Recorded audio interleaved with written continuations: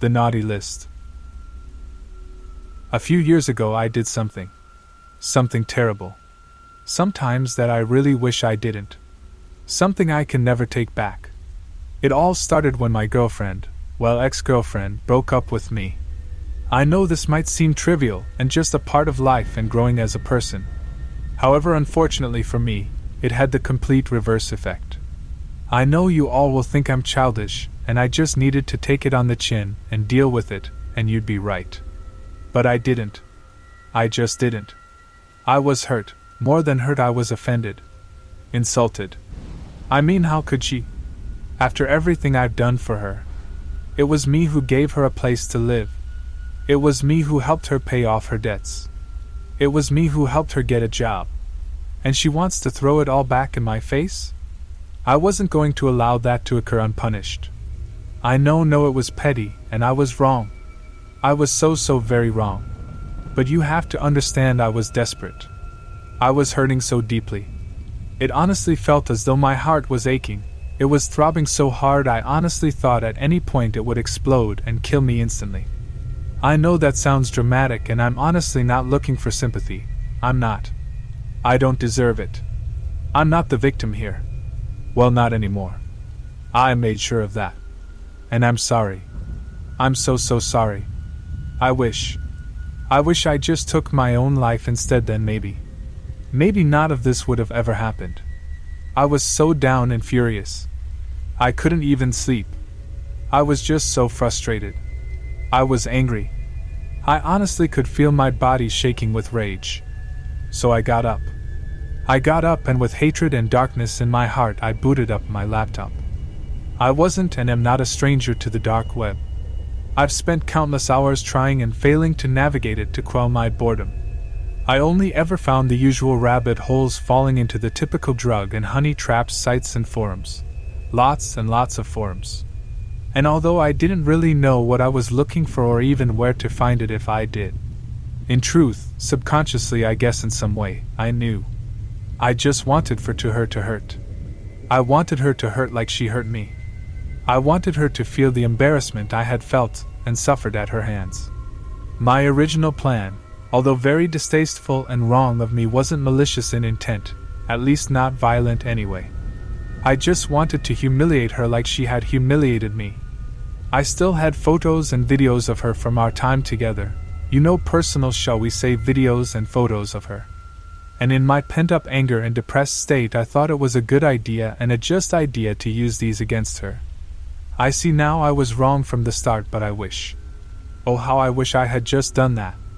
As awful as it seems, that was nothing to what I actually did. I couldn't find it. I just couldn't. I wish I had given up. But of course I didn't. I kept digging. And digging. Clicking link after link. Until eventually I clicked on a link, and I found something that caught my attention. It was a forum. A forum called The Naughty List. On it read a question. Do you know someone who has been bad?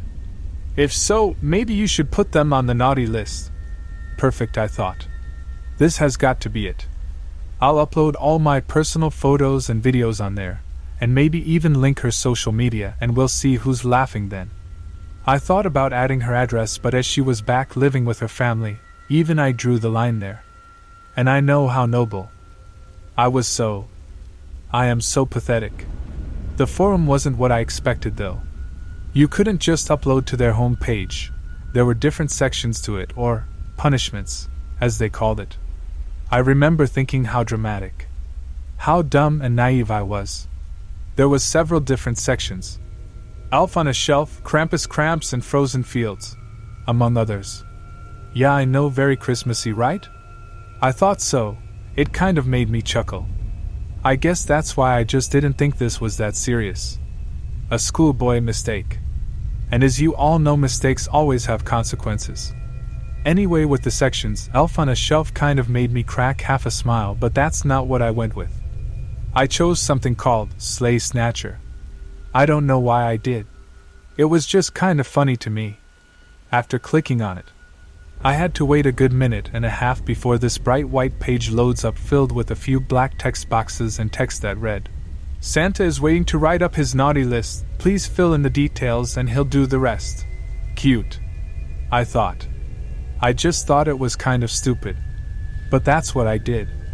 I filled it in regardless. Name, age, birthday, links to the person's social media. It was all there. Everything I was so desperately looking for. And of course, photo uploads. Jackpot, I remember slimily smiling to myself, half cackling in the process. It wouldn't allow me to upload any videos, but the photos were more than enough for me. It also asked for the person's address, but as I previously said, I wasn't really ready to go that far. But I did write in her hometown. Our hometown. Something I really wish I didn't do. I just wish I didn't do any of it. After I had finished putting in her information without even a moment's hesitation, I clicked submit. After a few seconds, a little text box appeared asking, "Are you sure?" Santa won't forget. He checks that list twice. All names are final. I smugly pressed yes. And that was that. Perfect, I thought, until I was redirected to another page. It took a few minutes to upload, but when it did, it caught me off guard. It said simply, "Thank you for submitting to the naughty list, we really appreciate it. Sit back, relax, and Santa will snatch those ho-ho-hos. Santa will empty his sack and then put them in one. He knows when you've been naughty." This took me back a bit. It took me a few minutes to process what it was saying, and I just laughed. As awful as that sounds, it's true. I mean, come on. It was gross and yeah, admittedly sick, but it was kind of funny, and there's no way it could be real anyway. I didn't care. I had achieved my goal. I thought, job done, it's all uploaded and people will see them and message her on social media. Then she'll be humiliated. She'll be the one pushed down into the dirt. So feeling better about myself, I calmly and confidently shut down and wiped everything correctly, making sure I couldn't be traced or implicated in any way. I was already heavily protected, I knew that. But as anyone who uses the dark web will tell you, it's better to be safe than sorry. The next morning I awoke with the biggest, most disturbing smile I have ever produced. I honestly must have looked like the grinning Cheshire Cat from Alice in Wonderland. I was so damn pleased with myself. Looking back on it now, it honestly makes me feel sick. I couldn't wait to see the fruits of my labor. I was so excited to see her suffer. I wanted her to hurt, and I wanted her to know, well, more accurately, think it was me but have no way to prove it. I wanted to break her and for her to feel as worthless as she had made me feel. But to my absolute dismay and disappointment, nothing happened. I waited and I waited. But nothing. No angry phone calls or texts. No outraged social media posts. Nothing at all. I thought maybe at first she could have been trying to ignore it, or maybe she has reported the abuse and had been told to not engage any potential troll or creeper. I mean, surely it worked, right? I mean, there's no way I could check. I couldn't find that link again even if I tried. Anyone who had surfed the deep web will know this to be true. It's just not cataloged, it's a mess. And I only stumbled across it by chance in the first place. Oh, how I wish I hadn't. So a few more days go by, and by now my excitement has faded and I feel dejected and genuinely upset that it clearly hasn't worked. Nobody could be so calm if it had. And I couldn't exactly ask her or go check, that would just point the finger straight at me. So after a while I just gave up. In truth, the whole ordeal was now tiresome to me, and as sad as it sounds, it had strangely made me feel better. Like I had gotten it all out of my system somehow. A few days later, I was awoken to a loud knock on my door. The previous drama of my former relationship had completely escaped my mind at this point. And just for some context, I live alone and don't get many visitors all too often. So I was more annoyed to have been woken up than curious to see who was at my door or for what reason. So you can imagine my shock when I flung open my door only to be greeted by the stern faces of 2 police officers. Shit, I thought. This is it. I'm going to prison. Everyone is going to think I'm some kind of freak. Which I guess in all fairness I was at the time. They asked to come in and I of course obliged. Not wanting to make a scene and make things potentially worse for myself. I remember thinking at the time, they've only asked to come in. As of right now, I'm not under arrest or anything, so I better see what they want. But what they asked might completely and utterly knock the wind out of me. When was the last time you saw Katie? I was speechless, and for a second I must have looked like the most guilty and suspicious person in the world. Realizing this, I quickly shook the look of surprise and dread off my face, and answered as calmly as I could muster, not since we broke up, around 2 weeks ago. This was true, but it still didn't save me from their line of inquiry and their barrage of intense scrutiny and questioning. Where were you on the night of? I told them the truth, at home. Can anyone verify this? I said, well, no, I live alone, but I did get dropped off at home after work by one of my colleagues, which is routine after every shift, so he can, I guess. And what time was this? I told him the truth. Around 10:30. The cameras at work should show me leaving about 10:20, and it's only about a 10-minute drive here. Did you leave your property at any point after you returned? No, I meekly but as authoritatively as I could retorted. And there's a camera by the apartment's entrance that will show I'm telling the truth. His face, an intense stare of concentration into my eyes, seemed to waver and loosen ever so slightly. So I thought I'd push my luck and ask, what's all this about? He stated that although he can't give me details of ongoing investigation, Katie had been reported missing and had not been seen for close to a week. She was last seen by her mother leaving their home to shop and browse the stores, but never returning. The police officers left soon after that and actually thanked me for my time. They did check the CCTV and with my boss and colleague, who confirmed my story and that I was telling the truth. Days turned into weeks and still nothing. It seemed as though she had just vanished into thin air. I couldn't believe it. Could it? It couldn't have been because of me? I thought maybe it's possible some creep stalked her socials and found her address after I posted them along with the images, but surely it just had to be a coincidence. That stupid forum couldn't be real. I mean, Santa's naughty list? Come on. Get a grip, I thought to myself. The longer it went on, the more horrible I felt. I know I wasn't physically responsible, but in one way or another I had caused this, or at least put the wheels into motion. I felt just as guilty as if I had done something to her. I mean, this is the girl I once loved, the girl I still love. And I had done this. I had caused this. And her poor mother. They had been estranged for years. And it was me who finally got them to reconcile. And for what? So I could just destroy her worse than she could have ever possibly envisaged. I couldn't live with myself. With what I had done. I tried to get on normally with my life, but it was hard. I couldn't sleep. I couldn't eat. And you know something, I knew I deserved it. I would cringe every time I caught myself feeling sorry for myself. I'm no victim. I'm a monster. A wolf in sheep's clothing. I deserved it, not her. I was selfish. I was disgusting and pathetic. I was weak. I was so very weak. I took to drinking to make myself sleep. Anything to numb the pain.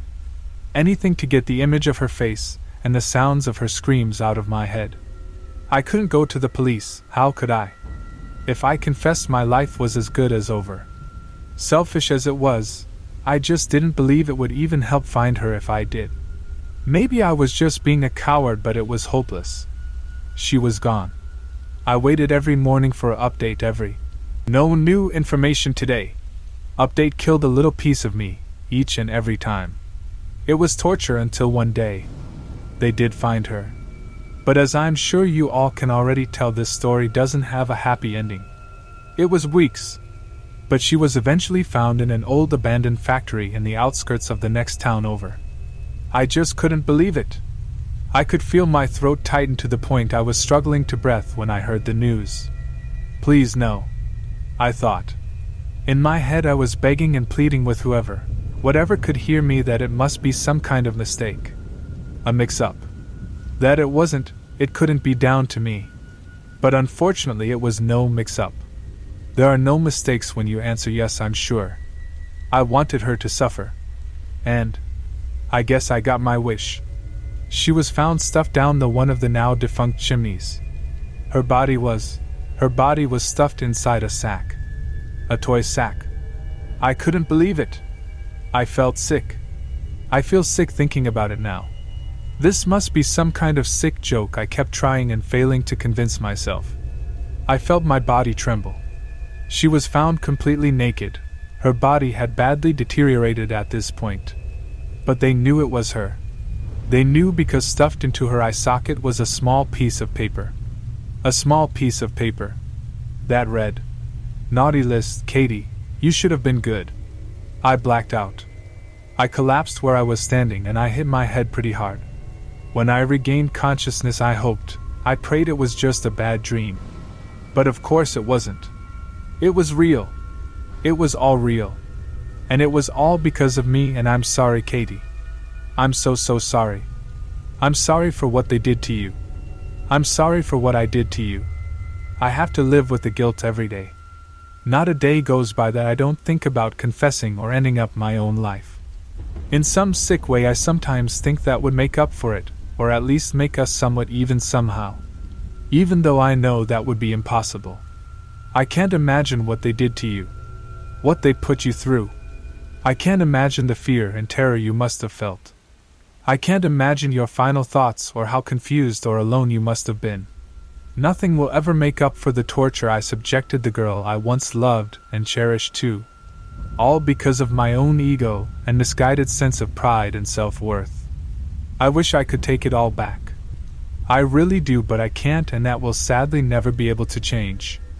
You deserve justice, Katie. You deserve to be able to rest in peace at the very least. Maybe confessing will bring you and your family closure. Maybe ending my own life will make us even. But regardless of the answer, I'm far too much of a coward for either.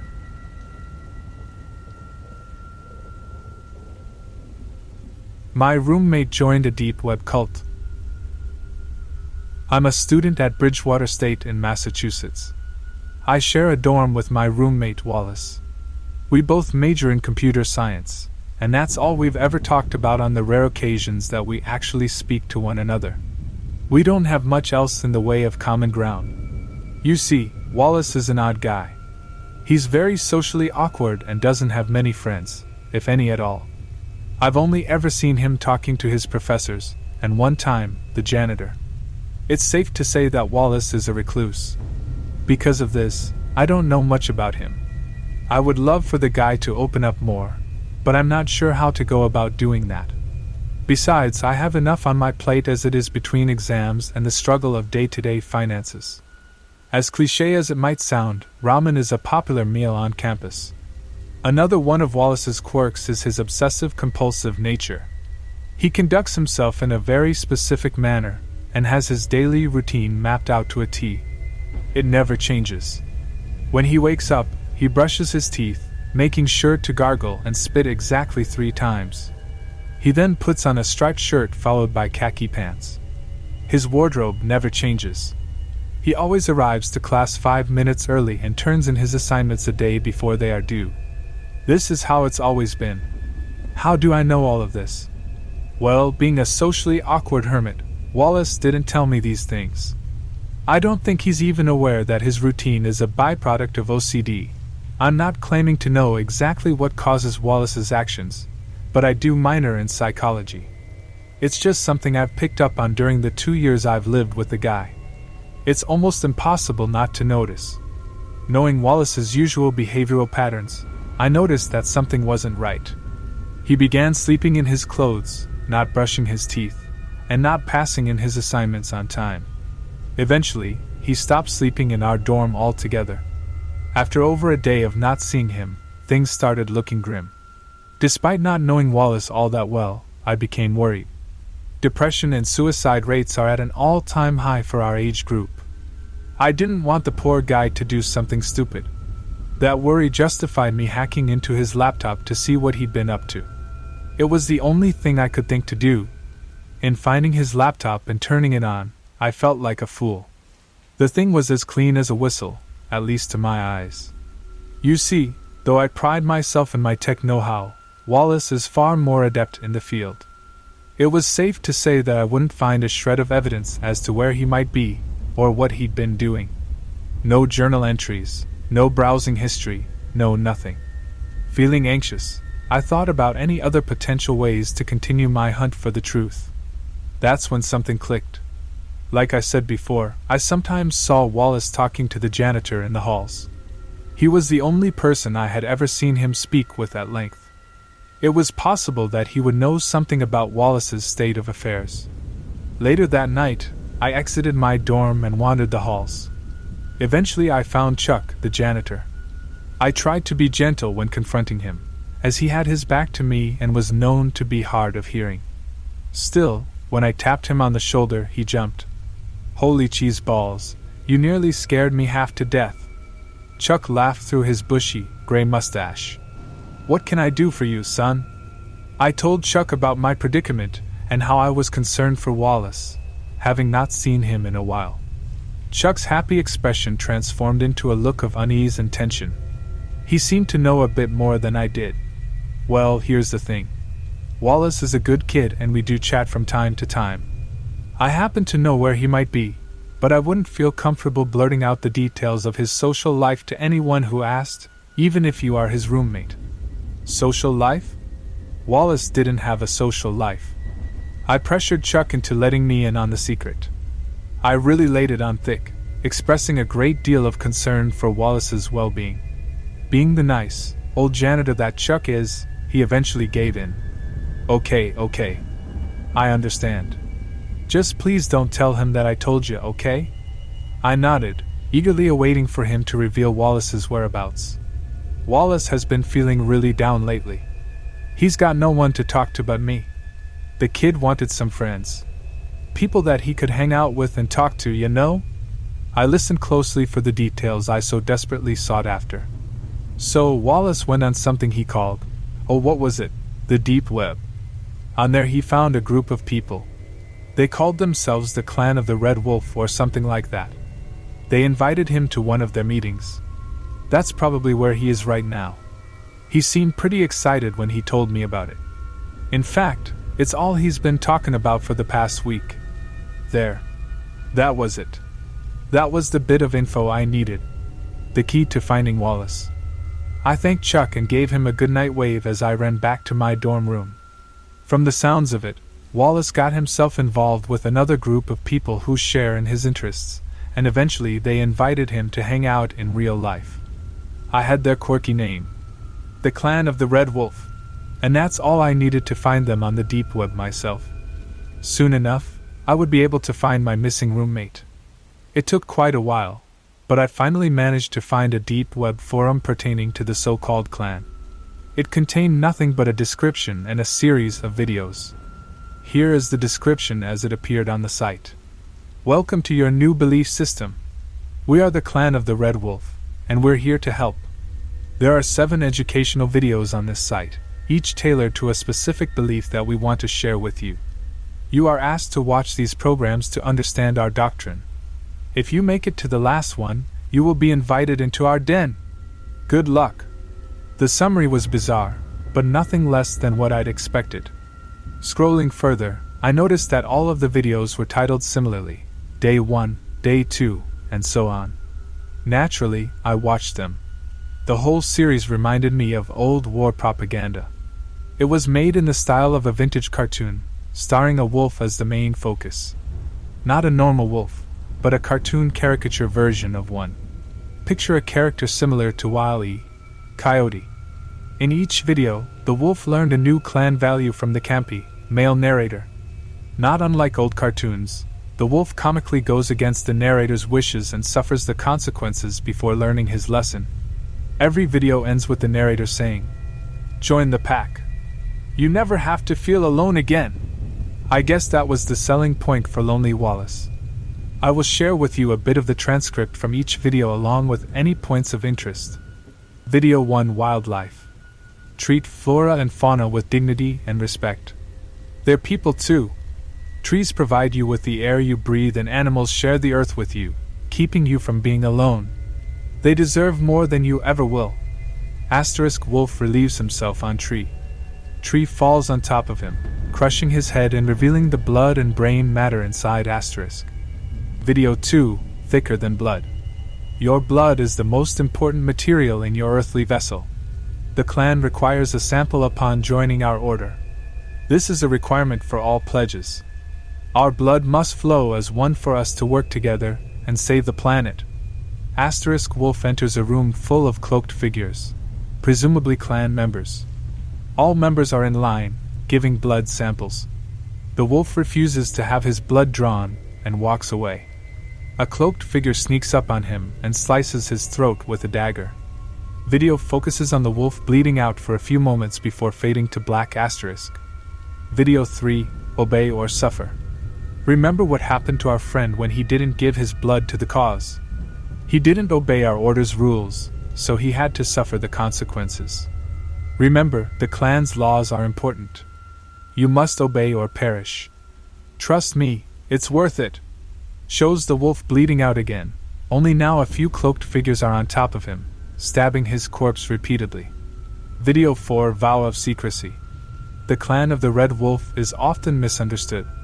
Because of this, it is important to never tell anyone of our existence, under any circumstances. You may only speak about clan activity with other clan members. Break this rule and you will perish. Wolf is shown talking to his wolf pals and showing them his new cloak. A cloaked figure walks in frame with what looks like a semi-automatic weapon and opens fire. The wolves fall to the ground, dead. The cloaked figure gives a thumbs up before the video ends.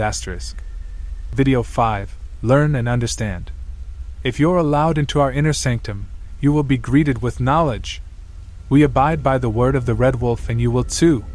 You will be expected to learn and understand his teachings, otherwise you will fail, not only the clan, but the entire world. Wolf is seen in a classroom environment taking a test of some sort. He turns it into a cloaked teacher and receives an F. The entire class points and laughs at him, and then pulls out a plethora of medieval weaponry from their robes. They then proceed to close in on the wolf. The wolf swallows the lump in his throat before the video ends. Video 6, Tasks and Rituals. As a new recruit, you will be asked to carry out various tasks ranging from the mundane to the fantastic. Most of these missions will involve fetching ingredients for our rituals. As boring as that may sound, it is the most important thing you can ever do for the clan. Rituals are what give the clan power. Without this power, we cannot hope to rid the world of what plagues it. Wolf fails to bring ingredients to clan member for ritual. Jump cut to wolf being sacrificed on a black altar atop a pentagram, carved into the floor. He is beaten, cut open, and eventually torn apart by his fellow clansman. Video 7, Mortals. When accepted as a full-fledged clan member, you are no longer considered human. You will be one of us. From that point forward, you are discouraged from any and all human interaction, unless it is deemed necessary to the cause. Humans are vile, filthy, disgusting, and dangerous creatures. We seek to exterminate them once and for all. Any human who knows of our existence and isn't deemed worthy enough to join must be killed. Nature is your only friend. Wolf is walking down a main street-like environment and can be seen waving to everyone he sees. He comes upon a clan member who then pierces his gut with a long blade and tosses him aside in the road, where he is then run over by numerous cars. The content of the videos was incredibly jarring. I almost couldn't believe that such a cult could actually exist, let alone that Wallace would join them. He must have really been lonely. The last video exited with the saying, "Join the pack" spiel, and then faded out to a screen with a series of numbers. I assumed this was my invitation into the den, perhaps an encrypted set of coordinates leading to the clan's lair. That, I thought, must have been where Wallace had gone. I wrote down the code and immediately started doing some research to begin cracking it. Just as I was in the thick of things, something hit me. One of the videos stated that you couldn't talk to anyone about the clan under any circumstances. But Wallace talked to Chuck. That didn't make any sense. Wallace was a stickler for rules. Another fact hit me. The video stated that you could only talk about clan activity with other clan members. What if Chuck was one of them? Chuck could be stationed at the college to recruit members, and he simply nudged Wallace in the right direction. He could have been playing dumb with me when I questioned him. So either Chuck was a clansman, or Wallace broke a cardinal rule. Neither theory held much water. If Chuck was a member, then why would he have told me anything without either recruiting or killing me? And if Wallace was so eager to be accepted into a strict cult, then why would he disobey their wishes? I couldn't make much sense of either angle. I eventually gave in to the notion that perhaps Wallace simply disregarded the rules in lieu of his excitement. He was finally going to have friends, so he had to tell someone. This didn't completely sit well with me, but I had to get back to cracking the code. I didn't have time to dwell on uncertainties. Just then, there was a knock at my dorm room door, followed by a voice. "It's Chuck, the janitor. I'm here to tidy up your room." Chuck never cleaned dorm rooms. That wasn't part of his job. "I'm all set," I yelled, hoping he would leave me be. The knocking ceased. There was a long stretch of silence followed by a soft, metallic creak. The doorknob was turning.